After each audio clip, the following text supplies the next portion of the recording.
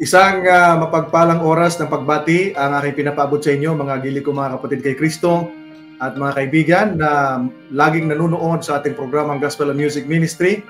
Narito tayo ngayon sa isang special na episode sapagkat kasama natin ang isang bago nating kapatid na magbabahagi ng kanyang conversion story kung paano siya tinawagan ng Panginoon mula sa kadiliman tungo sa kanyang kagilagilalas na liwanag. So makakasama natin si kapatid na Benji Villagonza, isang dating pastor. Kapatid na Benji, ikaw na mapakilala sa iyong sarili at sa iyong personal background.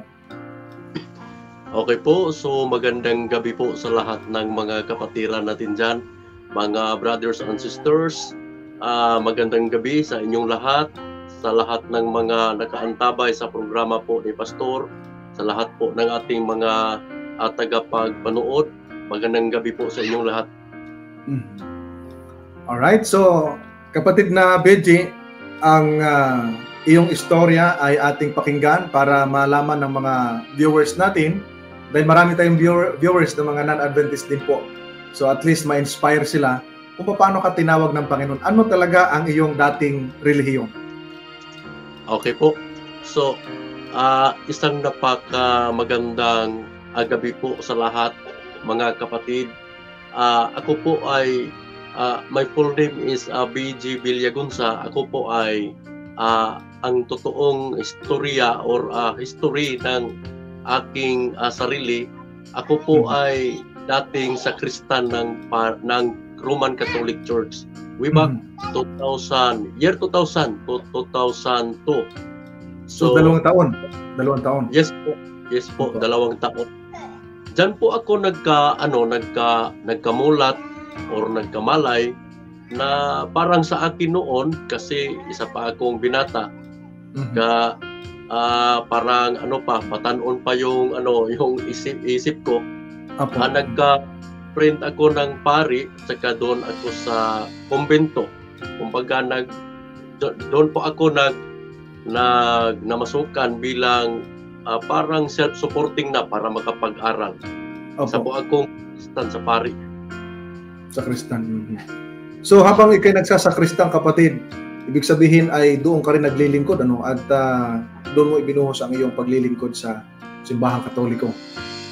Yes po, kasi sa pagkamalay ko ay parang okay na ito, kasi parang lahat, parang sa Bisaya pa, balaan ang ako ang napuyan. Banal ang iyong tinirhan, no? Oo. So sa lahat ng mga transaksyon or sa lahat ng mga programa, ako po ay magsiserve ng kapag magmas, kapag magmisa yung pari ko, ako po ay magserve. Katulad ngayon, ngayon po ay November 2. So, palaging yung mga kaagi ko or history ng aking experience doon, doon kami maglalakbay, pupunta kami sa sementeryo kasi ako po ay magdadala ng tinatawag na holy water na 2 galon. Kasama mo yung pari noon?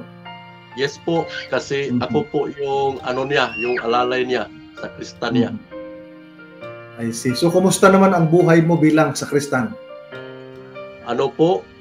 Sa totoo lang, sa karanasan ko po, sana po ay hindi ma-open yung mga andoon po sa grupo ng RCC, kasi yung totoo ko lang karanasan or experience ang akin lang ipahayag, mga kapatid. Parang sa ngayon naisipan ko hindi pala maganda, kasi doon ko nalaman kung ano ang mga sikreto.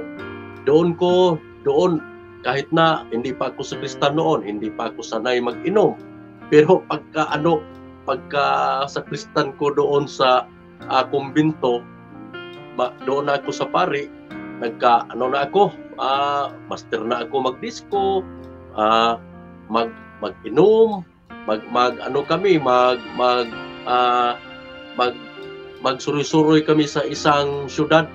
Dala-dala namin yung BB Jesus at saka magkulik kami ng mga halad 20 days. Oo. So, magpo-procession po kami. Ano bang tawag dito? Pangkunin namin yung ibang kwarta, tapos bibili namin ng collection. Oo, yung collection. kukunin namin yung ibang collection, bibili namin ng alak. Tapos po, kapatid, yung pare po namin ay sa totoo lang, siya po yung leader namin sa diskuhan. Ako po yung sulugoon niya, sa Bisaya pa, sulugoon niya. Utusan na bibili ng kasi yung favorito niya ay emperador at saka yung emperador at yung lapad na emperador hindi naman lungnik, maliit lang, tapos yung ano niya pulutan, parang pulutan niya is uwisi. Doon ako ngayon kung ako lang ang magpahayag tungkol sa karanasan ko, kahit ngayon lang na kinukontak ko pa rin siya, yung pare ko kasi si Father John Kahukom, kasi sa aking experience sa ngayon ano po ako noon, parang okay, pero sa ngayon hindi parang hindi ako oo. Ibig sabihin pala, kapatid, ang leader sa inyong pag-aalak doon ay inyong pare. Yes po. At hindi pa yan, pero maraming mga kalokohan doon na experience ko talaga. Ayun. So, doon sa iyong pagiging sakristan, marami kang karanasan na iba't iba. Paano ka naman napunta doon sa born again, yung binabanggit mong Voice of the Lord Church, gayong ikaw ay sakristan? Paano ang nangyari? Paano ang transition? Yes po, Pastor, kasi ito po yung nangyari. Sa totoo, mahirap lang kami. Tapos yung ama ko ay siya pa ay buhay pa. Tapos palipat-lipat kami ng lugar. Ang tirahan niyo? Tirahan. First year high school ako doon sa Surigao City. Nag-second year ako sa Butuan City, Agusan del Norte. Nag-third year to fourth year doon sa Cagayan de Oro. Napunta po ako sa Cagayan de Oro. So, ayun po. Pagkapunta ko po sa Cagayan de Oro, ako po ay umalis na sa pagiging sakristan ko. Sakristan. Oo, kasi po doon na po naghanap buhay yung family ko. Ito po yung nangyari.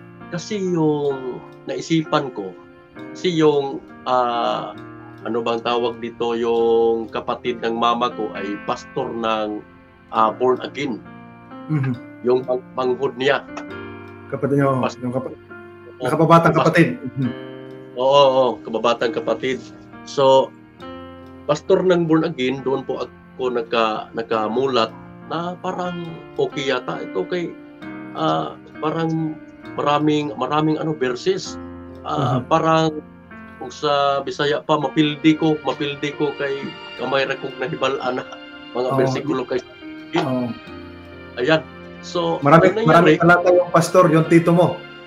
Yes po. Maraming talata na... Anong simbahan yung Brother BG? Ano po? Anong simbahan ng pastor nyo, ng tito mo? O yung simbahan ng tito mo, pastor? Ano po yun? Born Again Christian. And then, anong nangyari nung sinabi mo na parang talo ka dito kasi kunti lang yung verse mo, mas marami doon sa tito mong pastor? Ayan po. Hindi po ako wala ko naglangan. Doon po, umiwas ako sa Roman Catholic. Pumunta ako sa Born Again Christian. Doon po ako ano bang tawag dito, nag-study or nag-review. Opo. So, nung time na yon, nag-decide ka na umalis sa Roman Catholic at nag-Bible study ka o nakipag-aralan ka doon sa pastor na tito mo sa Born Again? Yes po. Ano po ang sumunod na nangyari doon? Yes po, at the same time, yun pong nangyari kasi nag-graduate na po ako ng high school doon sa Cagayan de Oro. Nag-a-apply po ako ng Philippine Army kasi pwede pa noon mag-apply ng Philippine Army. Pumasa po ako.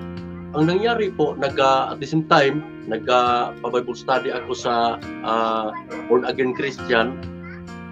May na-meet po akong tao na nagpupunta na po ako dito sa Bayugan kasi ang nangyari po ay pupunta ako sa Davao, nag-report ako kasi para hindi yung papers ko kasi pumasa po ako sa exam. Exam ng Philippine Army. Pinasa ko doon sa Davao City, nag-apply po ako bilang bomb squad sa Davao City. ang nangyari na ako na absent sa akong papers nga na-expire. So, na-expire yung papers mo, hindi abutan, po. Yes po. So, na-meet ko yung tao na, marami ng mga tao na-meet ko. Marami na rin mga relihiyon nung na-meet ko. Akala ko pala, the same time nag-study ako yung born again Christian. At saka sabi dito, nakapunta pa nga rin ako ng Iglesia ni Cristo, nakapunta na rin ako ng Saksi ni Jehovah, nakapunta rin ako, experience na ako ng UPC, United Pentecostal Church. Apo. At the same time, nidagan ang panahon, ang tawag dito yung... Sa takbo ng panahon. Oo, tumatakbo, tagal ng takbo ng panahon. Dito po ako sa Bayugan City, nagkakilala po kami ni Pastor John Alcantara Sr. Siya po ay isang mentor ng VLC, kung tinatawag na A Voice of the Lord Church. So doon kami. Ayan. So doon kami nag Bible study, parang mas lalong nagka-closeness kaming dalawa kasi siya po ay trabahante ng munisipyo dati. Dalawa po sila. Yung kasama niya ay Seventh-day Adventist, pero yung problema doon, si Pastor John Alcantara, isang mentor ng BLC, ang problema doon ay gusto ng isang tao, ayaw ko lang banggitin yung pangalan, yung address lang, yung position lang niya, yung dating Vice Mayor, gustong-gusto niya nga kunin yung dalawa. Si Pastor John Alcantara, siya yung mentor ng BLC, Voice of the Lord, at saka yung isang tao gustong kunin rin ng dating Vice Mayor. Yung isang tao, ang relihiyon niya ay Seventh-day Adventist. Kaya yung dalawa, ayaw nila kasi yung tinatawag na lunar Sabbatarian is a new moon. Ayan. So, nagka-close kami ni Pastor John Alcantara. Doon po ako sa direct. Doon po ako sumama. Opo. So, nung nagpaanib ka doon sa Voice of the Lord Church, nabautismuhan ka doon? Yes po. Nabautismuhan, na-ordain. Na-ordain kayo bilang pastor doon? Opo. Ilang taon ka naman doon sa Voice of the Lord Church? Parang lang yung samahan namin, parang saglit lang kasi 1 o 2 years. Tapos biglaan kasi yung mentor ko sa Voice of the Lord, alam naman niya kung maganda rin yung, hindi ko makalimutan yan, yung tao na yan, si John Alcantara. Okay yung ugali niya kasi sabi niya, alam mo Pastor BG, sabi niya, wala akong problema kahit na dito lang, suportado lang tayo sa ministry kasi grace is ang sentro ng doctrine ng VLC is grace doctrine, gracia.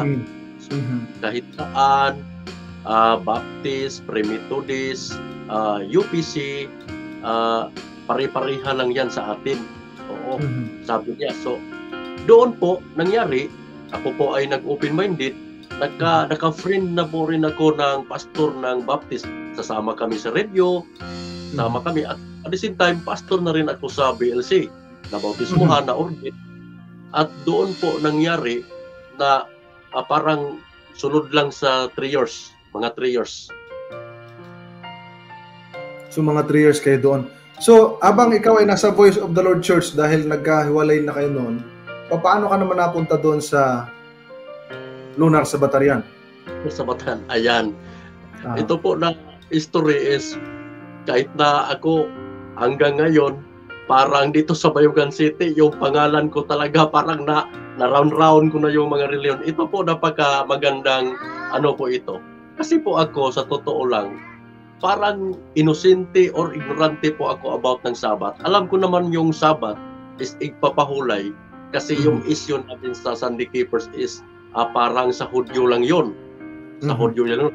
Wala po tayong labot or wala tayong appeal. Hindi tayo kasama doon sa pagiging pagsunod sa Sabat? Yes po, hindi tayo kasama kasi tayo ay Pilipino. Ayan, babalikan kong binanggit ko kaganina yung tao na yun, yung dating Vice Mayor. Vice Mayor, Yes po, nagtayo po siya dito sa Bayugan City na tinatawag na organisasyon po niya na Well of the Heavenly Father Movement Ministry. So, pagkamulat ko, kasi kami nagka-friend na, at saka si Pastor John Alcantara, yung mentor ko sa VLC, ay friend rin sila. Kaya kami nagka-friend rin. Sumama, tinatawagan ako na pasamahin ako sa public crusade nila. So, ayan, nakapunta ko sa public crusade nila. Pagkamalay ko doon, pagkadating ko doon sa public crusade, parang nanibago yung narinig ko kasi ang aral po nila ay Saturday Sabbath is not scriptural. So, ayan po yung napatak sa narinig ko at saka nalagay sa isip ko nga, yan pala, mali pala yung Seventh-day Adventist. So, doon nagkasama kami sa tinatawag dito na New Moon. Nagkasama kami in pipila ka years. Ilang taon din. Oo. Ayan. So, napunta ako sa Lunar sa Batarian, nag-i-study ako, at saka doon po, nagsasama-sama kami, mag-public crusade, nagkatayo po kami ng church. At saka yung nakita ko sa grupo namin sa Lunar sa Batarian bilang Sabbath keepers na, at saka hindi Sabbath keepers ng katulad ng SDE sa ngayon kasi Saturday, pero sa amin noon sa Lunar sa Batarian iba't ibang araw kasi yung kalendaryo na ginagamit natin hindi kalendaryo na ginagamit natin ngayon. So dito po ako na hindi po ako nalito na may naintindihan rin naman ako, tapos doon po ako nagkamulat na parang extremist na kasi yung pangalan is Hebrew. Gumagamit ng Elohim. Opo. So, nabautismuhan kayo doon sa Lunar sa Batarian? Hindi po. Ako ay hindi po ako na bautismuhan. Yung kasama ko ay nabautismuhan, si Pastor John Alcantara, yung mentor namin sa BLC. Kaya ako, yung mentor ko, ito po, Pastor, parang posibleng mangyari. Halos lahat ng membro ng BLC nabautismuhan ni Sir ng dating Vice Mayor. Yes po, sa New Moon. So ako, bilang susunod, nakita ko, parang totoo ito. Ito na talaga yung totoo kasi sabi nito, mga lecture, ay wala talaga ang Seventh-day Adventist. Yun po, nagkasama-sama kami sa Lunar sa Batarian. So doon sa Lunar sa Batarian, hindi ka nabautismuhan doon? Hindi po. Hindi.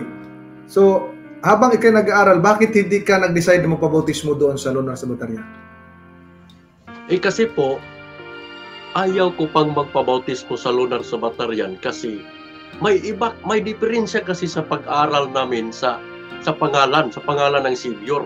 Kasi yung pangalan na ginagamit dito po sa Bayugan City nila, yung Ginoo sa Bisaya, sa Hebrew is Elohim. Then yung anak, Jesus Christ or Hesus Kristo sa Bisaya, sa kanila po Yahshua HaMashiach.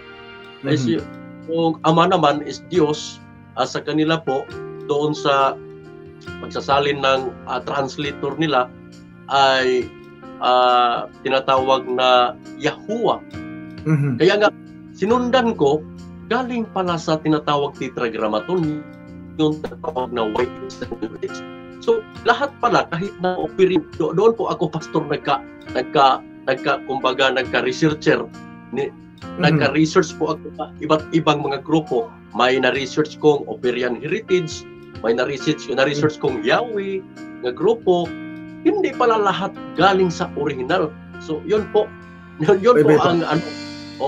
hindi po ako talaga naka-decide na Opo. Pero kasamahan na. Opo. Pero sumasama ka pa rin doon noong time na yon? Yes po. So after mo doon sa tinatawag nating Lunar sa Batarian, naging Adventist ka na ba noon o paano ang naging transition noon? Naging Adventist na kasi ito po yung yung istorya, yung kabuuan po ng istorya. Yung sa lunar na po ako, pastor na pa rin po kami sa PLC. Pero tinanggap kami sa lunar para yung purpose ni Sir, yung purpose ng dating Vice Mayor is ang lahat ng members sa PLC mapunta sa kanila. Ayan yung logic. Pero kami, pastor kami ng PLC. Sila rin, magsimba rin kapag araw ng linggo doon sa amin. Ayan, so parang, ito po yung nangyari. Dumating yung panahon na babanggitin ko ngayon yung tinatawag na programa sa Seventh-day Adventist ng My Journey with God. Ayan. Yung dumating yung My Journey with God, season 3 yata yun. Way back October 29. October 25, nagsugod. At saka nagsimula. Natapos sila October 29, bautism. Sinundan ko. Yes po. Yung programa ng Seventh-day Adventist, my friend rin ako. Marami rin akong friend na Seventh-day Adventist. Tapos, marami akong nakaharap or nakabangga sa ministry sa field na mga tinatawag silang evangelist, tinatawag silang layman. Hindi rin naman nila nabibigyan ng kapaliwanagan yung katanungan namin kung ano yung essence ng Sabat. Ayan. So, ang ginawa ko, kasi maraming friend ako, may nag-send sa akin ng link kasi nagsimula na yung programa ng My Journey with God. Ayan po, pumasok. Tinanggap ko at saka sinundan ko at saka may babae akong tinanong. Yun po. At the same time po, Pastor, sa totoo lang, yung time na yun na sinundan ko yung programa ng My Journey with God sa Seventh-day Adventist, nag-program po ako sa radio. May radio po ako noon, sa XFM, may mga live po ako. At saka may mga ilan-ilan na rin nga mga viewers ko na nagkakasari-sari. Sunday Keepers, Lunar sa Batarian, may Seventh-day Adventist. Kasi yung Lunar sa Batarian po dito, Pastor, sa Bayugan City, halos lahat ng members nila is Seventh-day Adventist na naka-floating. Yung mga umalis, mga backslider. Oo, halos lahat Seventh-day Adventist. Tapos doon ako nagkamalay na marami pala ang Seventh-day Adventist, may tinatawag na mga offshoot sa organisasyon. Opo, IMS, local conference, 4 sila, at saka may mga vegetarian rin, may mga independent, marami. Opo.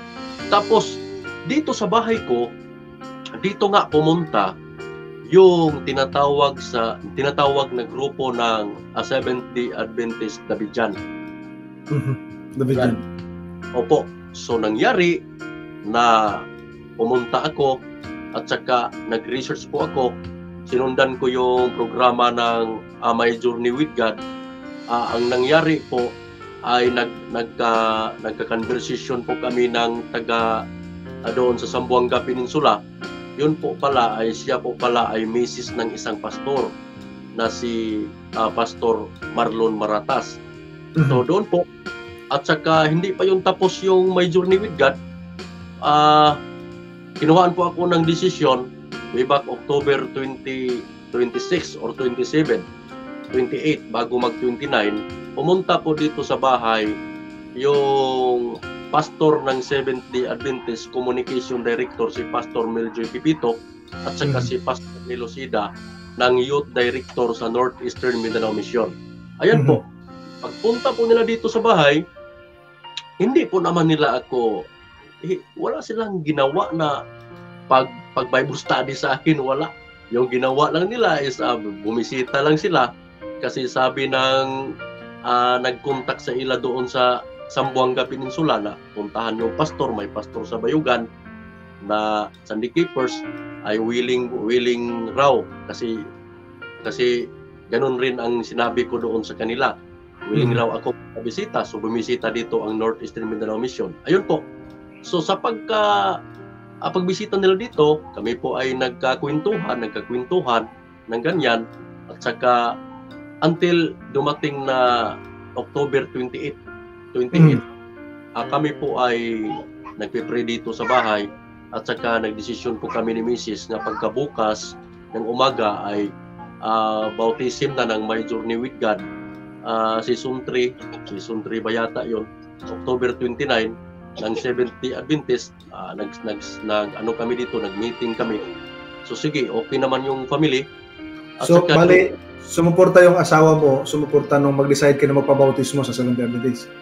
opo, kasi babasahin ko lang ito yung inano ko, papaano ako na dumating o sa Yung 70. dumating yung punto na nag-decide ka na magpa-bautismo ka sa Seventh-day Adventist. Opo. Kasi po ito po ang ano pong tawag dito sa Tagalog, yung hinungdan, yung Dahilan. dahilan. Opo, ito po yung dahilan. Isa po itong nakita ko sa video na may nag-testimony rin. I don't remember ko pa si Pastor Melvin Waslo. Yeah, Siya po Melvin Waslo. Opo, kilala mo ba yan, Pastor? Yes, dating Fundamental Baptist yun. Yes po. Sinundan ko yung mga ano nila. Hindi rin kami magka-distansya ano? Magkalayo. Kalagyo ng dahilan.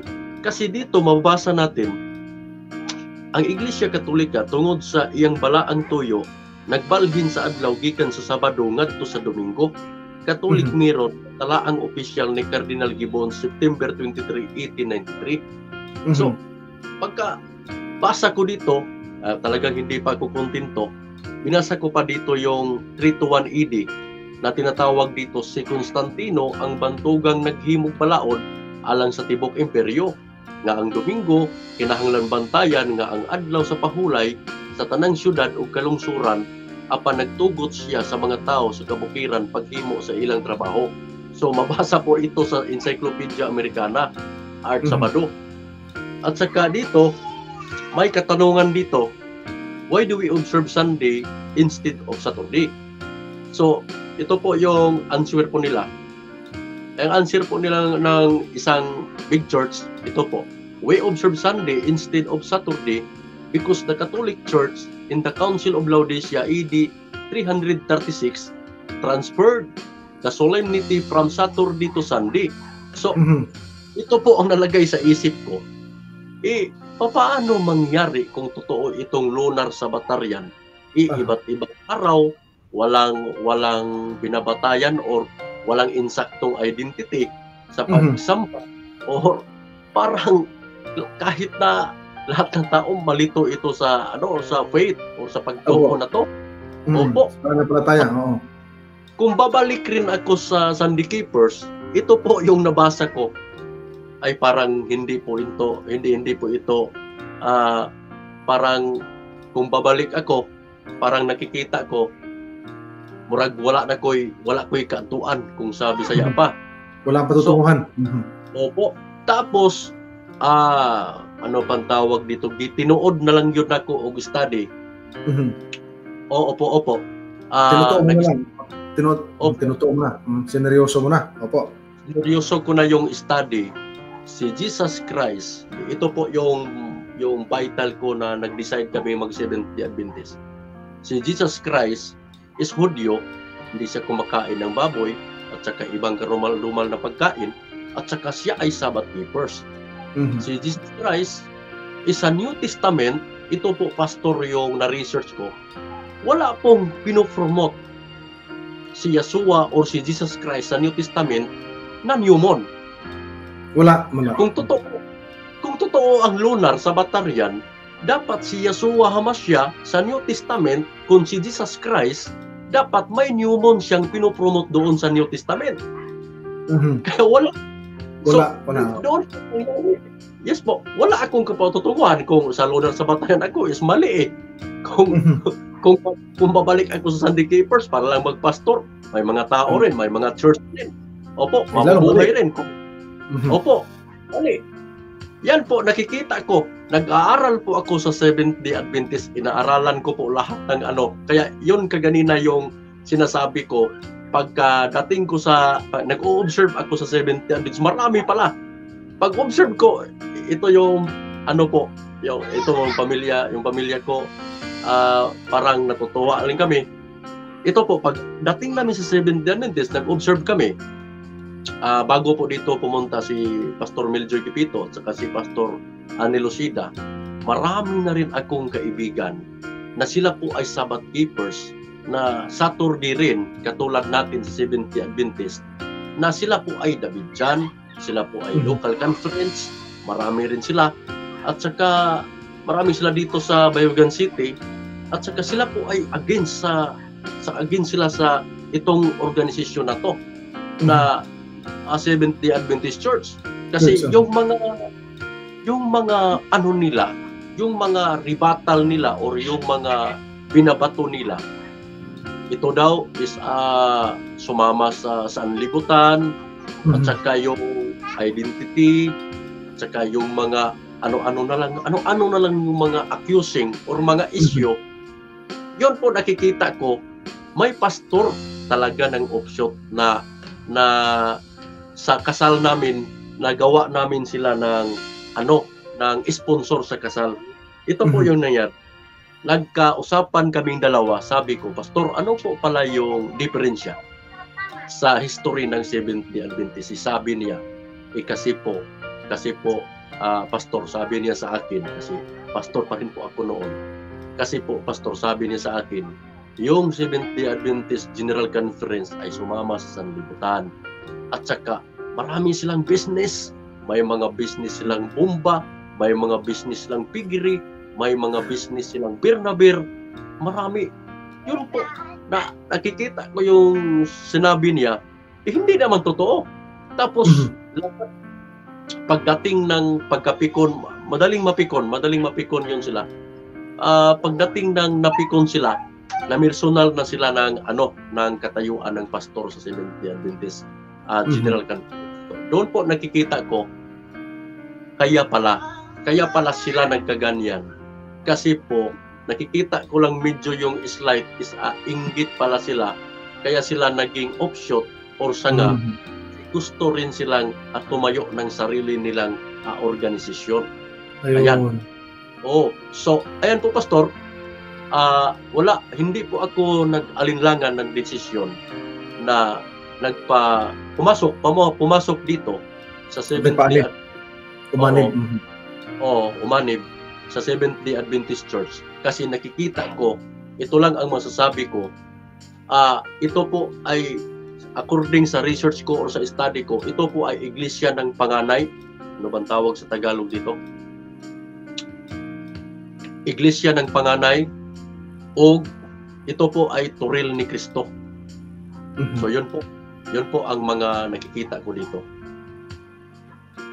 So, dahil sa iyong karanasan, kapatid na Benji, na talagang halo-halo, kung saan kang mga samahan napunta, at ang pinaka-last mong napuntahan ang Seventh-day Adventist, sa palagay mo, naniniwala ka na pala talaga na ang Seventh-day Adventist ang nalabing iglesia ng ating Panginoon sa huling araw? Yes po. So, hindi ba nagreklamo yung asawa mo at mga anak niyo? Bakit ito'y palipat-lipat tayo? Bakit hindi na tayo nag-stick ng isang simbahan? Ano ang paliwanag mo nila? Okay naman po sila, kasi po sa totoo lang, ako lang naman yung nag-research, at saka sila po naman ay busy sa kanilang trabaho. Yung pinapayo ko lang sa kanila kung ano yung ipapakita ng Panginoon, kung ano yung ibibigay ng Panginoon, yun lang naman yung atin. So, dahil ngayon ikay Seventh-day Adventist na, kayo po ba ay ano ang inyong mga tinatawag nating panata sa Panginoon or commitment sa Panginoon sa inyong paglilingkod bilang mga Seventh-day Adventist? Yes po, ayan po yung pinakamaganda. Sa totoo, ito po ngayon yung katayuan ko bilang wala na kanhi.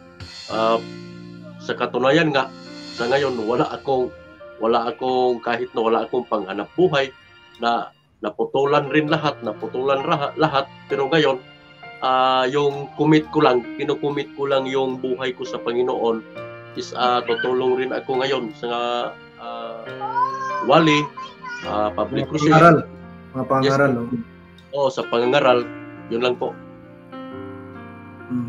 Ano ang may papayo mo doon sa mga taong mga naghahanap ng katotohanan tulad mo na patalon-talon dahil naghahanap kayo ng katotohanan? Ano may papayo doon sa mga taong gano'n? Yes po, Pastor. Thank you.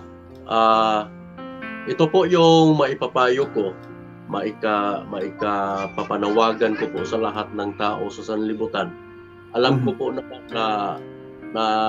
iba't iba yung personal background or historical background sa lahat na po na nanampalataya, at tayo po ay mag-research or magsusi sa banal na aklat po. Magsusuri ng banal na aklat po, at saka katulad ng sinasabi sa John 5 verse 39 na tayo po ay magsusuri kasi tayo po ay gustong pumunta sa buhay na walang hanggan. So, maipapayo ko, hanapin natin yung totoo, kasi sa totoo lang, kahit ako na lang yung mag-example sa totoong buhay ko, yung nangyari sa akin, nalito, ang niagi nga panahon, sa ngayon po, nagpapasalamat po ako sa Diyos. Sa totoo lang po, Pastor, ako po ay humingi ng sign or humingi po ako ng vision kon damgo kon pananawon sa Dios is gipakita yun niya pod nga sa last days iya pod kong ibutang sa true church tinuod nga iglesia sa Dios nga og diin nga gitawag nga walay lain, ako po ay nakasiguro kahit nga ngayon sa totoo lang marami pong nagbabas, marami rin namang na bless. At saka ngayon maraming nagtanong, sinasagot ko, ganyan po ang Seventh-day Adventist Church ay totoo po talaga. Amen. So, ayan. Yes po. Ayan, so maraming salamat kapatid na Benji sa iyong napakagandang karanasan ng pananampalataya mula nung ikay naging sakristan hanggang sa ikay naging pastor ng Voice of the Lord Church. Nakasama mo ang mga lunar sa Batarian at higit sa lahat, ngayon ay isa ka ng Seventh-day Adventist na kung saan ay ipinahintulot ng Panginoon na iyong malaman at ayon sa iyong panatay maglilingkod ka sa Panginoon bilang Seventh-day Adventist at tutulong sa kanya sa banal na gawain, sa pangangaral upang marami pang mga tao madala sa kanyang paanan. At salamat sa iyong mga payo doon at panawagan doon sa mga tao naghahanap ng katotohanan na suriin ang banal na kasulatan kung nais natin magkaroon ng buhay na walang hanggan sapagkat kay Kristo lamang natin ito masusumpungan. At naniniwala tayo na walang ibang hangad ang Panginoon, ang lahat ng tao maligtas. Buksan lamang natin ang ating puso't isipan. Panghuling pananalita, kapatid na Benji. Yes po. Okay po. So, ako po ay nagpapasalamat sa Diyos. Higit sa lahat, nagtuniya sa Diyos po. At saka nagpapasalamat rin po ako sa Seventh-day Adventist, sa lahat na po ng mga pastors, sa lahat ng regular members, sa lahat ng mga members. At nagpapasalamat rin po ako sa family ko kasi po sila po ay susuporta sa kahit anong study namin na narating. Ayan. Salamat kapatid na Benji at sa lahat ng ating mga taga-subaybay na lagi nanonood nitong ating programa. Nawa kayo nakinabang at na-inspire kayo sa karanasan ng kapatid na Benji at naging pagpapala sa inyo. I hope and pray na kayo ay ma-share ninyo ito upang maging pagpapala din po sa iba, lalo na doon sa mga tao naghahanap ng katotohanan na sa magitan ng ganitong klaseng programa ay magabayan kayo kung paano saliksikin ng katotohanan, mga minamahal na mga kapatid. Kahit na sabihin natin kayo patalon-talon, basta dadalhin kayo ng Panginoon doon sa tunay at talaga makasisiguro tayo na sa pagdating ng Panginoon isa tayo sa kanyang tatawagin magmamana ng buhay na walang hanggan. Maraming salamat po. Purihin ang Panginoon sa ganitong programa. Salamat sa inyong lahat. Salamat kapatid na Benji. Purihin ang Panginoon sa pangalan ng programa ang Gospel of Music Ministry. Aking dalangin kay patuloy na pagpalain ng ating Panginoon. Maraming salamat at magandang gabi po sa ating lahat.